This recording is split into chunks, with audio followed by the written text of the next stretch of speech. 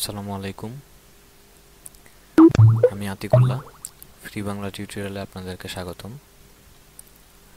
আজকে আমরা দেখব পিএইচপিতে কুকিজ কিভাবে তৈরি করতে হয়। এবং কুকিজের নাম শুনেননি এরকম লোক খুব কমই পাওয়া যাবে। এবং কুকি অধিকাংশ সময় একজন ইউজারকে শনাক্ত করতে ব্যবহার করা হয়। কুকি হলো ছোট একটি ফাইল যা সার্ভারে ইউজারের কম্পিউটারকে এমবেডেড করে দেয়। প্রতিবার কম্পিউটার ব্রাউজের মাধ্যমে একটি পেজে অনুরোধ পাঠালে তা কুকিকেও পাঠায়। এবং পিএইচপিতে আপনি কুকি ভ্যালু তৈরি এবং পুনরুদ্ধার উভয়ই করতে পারবেন। এবং একটি কুকি তৈরি করার জন্যে সেট কুকি ফাংশনটি ব্যবহার করা হয়ে থাকে। সেট কুকি ফাংশনটি অবশ্যই HTML ট্যাগের আগে হতে হবে। এবং এখানে দেখুন যে আমার সিনট্যাক্সটি হচ্ছে সেট কুকি ইউজার, তারপর এখানে মনিরুল হাসান এবং টাইম দেওয়া হয়েছে যে এত টাইমের জন্যে আমার এই কুকিটি সংরক্ষিত থাকবে।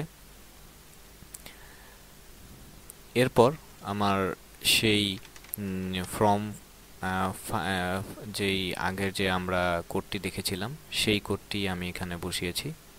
তো এই ক্ষেত্রে এখানে দেখুন আমার ব্রাউজারে এই ডেটাটি এখানে চলে এসছে এবং অটোমেটিক্যালি আমার সেই মনিরুল হাসান নামে কুকিটি চলে গেছে আমার কুকিজ ফাইলে। এবং এখানে দেখুন পরের ফাইলটিতে যে আমরা কুকিগুলোকে কিভাবে পুনরুদ্ধার করতে পারি সেটি হচ্ছে যে কুকি ইউজার এবং প্রিন্ট যে কুকির যে ইউজারের নামটা সেই নামটা, যেমন এখানে দেখুন যে কুকির নামটা হচ্ছে ওই মনিরুল হাসান, অ্যারে দিয়ে আমি ইউজারের নামটা ওই মনিরুল হাসানটা এখানে শো করেছে। এবং এরপর কুকির আরেকটি ব্যবহার হচ্ছে যে আপনি যদি মনে করেন যে আপনার ইনসেটের মাধ্যমে একটি কুকিকে যোগ করা যেতে পারে, কুকিকে অ্যাড করা যেতে পারে। এবং যদি আপনাকে কুকিটি এখানে দেখুন যে আমার ইউজারের নামটি এখানে দেওয়া হয়েছে এবং এখানে যখন আমি ওয়েলকাম এই মনিরুল হাসানটা দেখাচ্ছে। আর কুকিটা যদি আমি ডিলিট করে দিতে চাই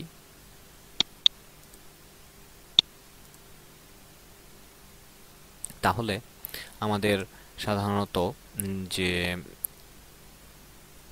আপসেট নামে যে ভেরিয়েবলটি রয়েছে সেটির মাধ্যমে আমরা কুকিগুলো মুছে ফেলতে হয়।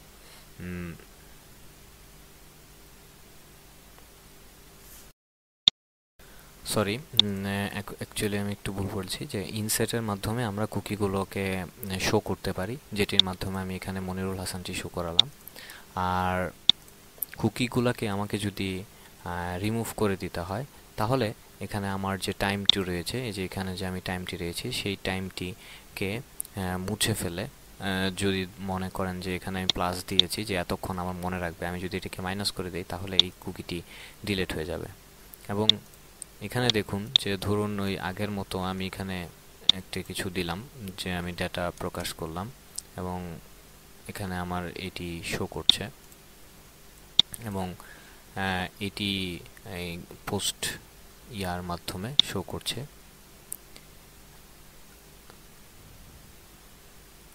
তো এটিও আরেকটি কুকির কাজ, যে এই কুকিটি এটি আসলে কুকি হিসেবে আমার এখানে সেভ হয়েছে টেম্পোরারি ফাইলের মধ্যে, সে কারণে এটি শো করছে।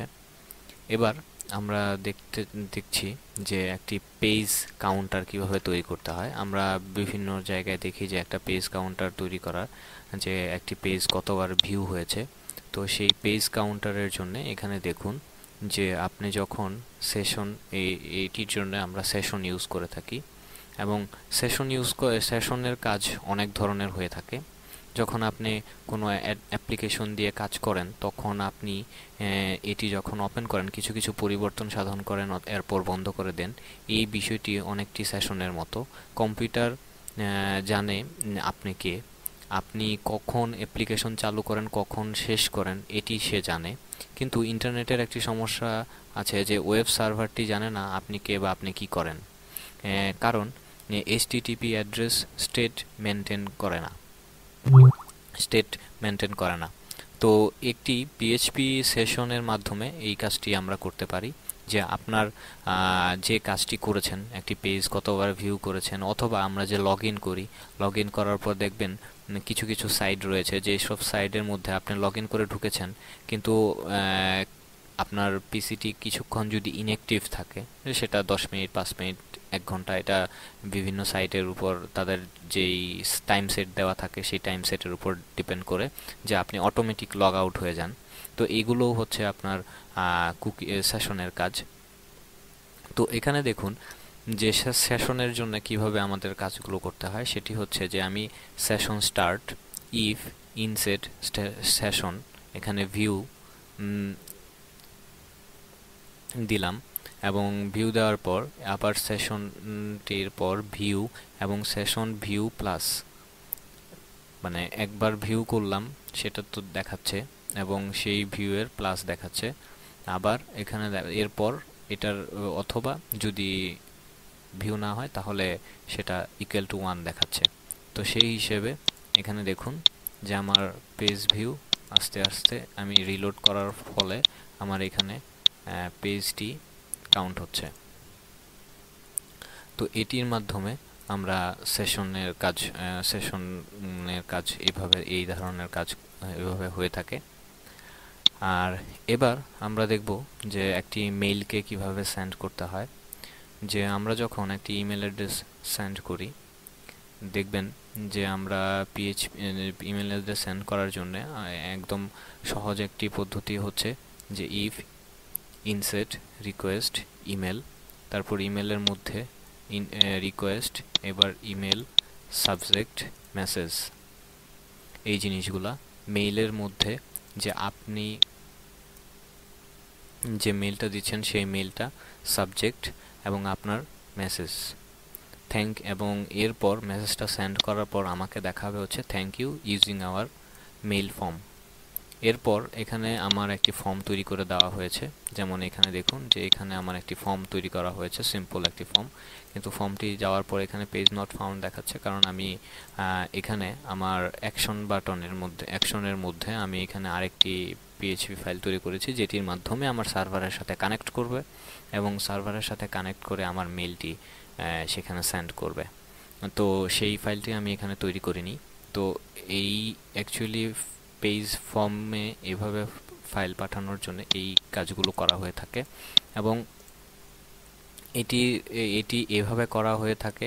এর ফলে যে আমরা অনেক সময় দেখি যে আমাদের ইমেল অ্যাড্রেসের দরকার পড়লে আমরা যদি কন্টাক্ট আজের পেজের রাইট মাউসে ক্লিক করে যাই, তো তখন সেখানে কোনো ইমেল পাই না খুঁজে। এটির পেছনে কারণ হচ্ছে এটি পিএইচপির ভেতরে লেখা থাকার ফলে পিএইচপি কোড যেহেতু আমাদের ব্রাউজারে শো করে না, সেই কারণে মেইলটি কোথায় যাচ্ছে, কার কাছে যাচ্ছে, সেই ইমেল অ্যাড্রেসটি আমরা পাই না। তো এটি আসলে নিজেদের সিকিউরিটির জন্য আমরা পিএইচপির মাধ্যমে মেইলটা প্রেরণ করে থাকি। আবার আমরা অনেকেই জানি যে ইমেল ইনজেকশনের কথা। ইমেল ইনজেকশনের মাধ্যমে অনেক সময় অনেক হ্যাকার বা অনেক স্পাম যেটা আমাদেরকে ক্ষতিকারক মেইল পাঠিয়ে থাকে, অথবা আমাদের ডেটাবেসকে ধ্বংস করে দিতে পারে। তো সেই জন্যে আমরা যে কাজটি করে থাকি সেটি হচ্ছে স্পাম চেক করে থাকি, যে ফাংশন স্পাম চেক ফিল্ড এবং field equal to filter variable দিয়ে এখানে ফিল্টার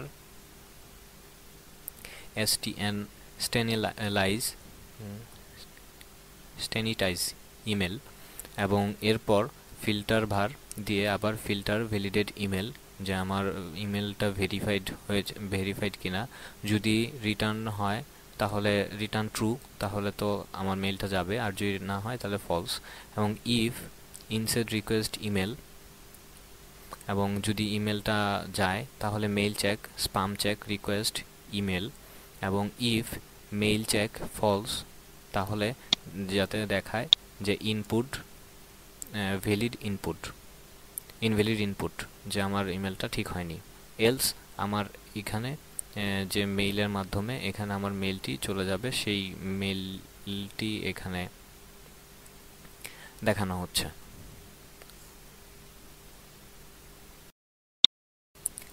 তো এখানে মেইলটি দেখানো হচ্ছে। তো এখানে সেই ইয়াটার মধ্যে আমার ইমেল, সাবজেক্ট, মেসেজ সেই জিনিসগুলো যাচ্ছে, এবং এবং এখানে আপনার যে ইমেল অ্যাড্রেসটি সেই ইমেল অ্যাড্রেসটি আপনি দিয়ে দিচ্ছেন, এবং যে ইমেল অ্যাড্রেস থেকে মেসেজটি গেছে সেটি, এবং এখানে থ্যাংক ইউ জানানো হচ্ছে যে মেইলটি পাঠানোর জন্য, এবং এখানে সিম্পলি একটি HTML ফর্ম ইউজ করা হয়েছে। এবং এক্ষেত্রেও এখানে একটি মেইল ফর্ম ডট পিএইচপি নামে একটি ফাইল তৈরি করা হয়েছে, যেটির মাধ্যমে আমার সেই ইমেলটি পাঠাতে প্রসেস করবে। তো আজকে বন্ধুরা এই পর্যন্তই, পরবর্তীতে আবার দেখা হবে সেই আশায়। ধন্যবাদ।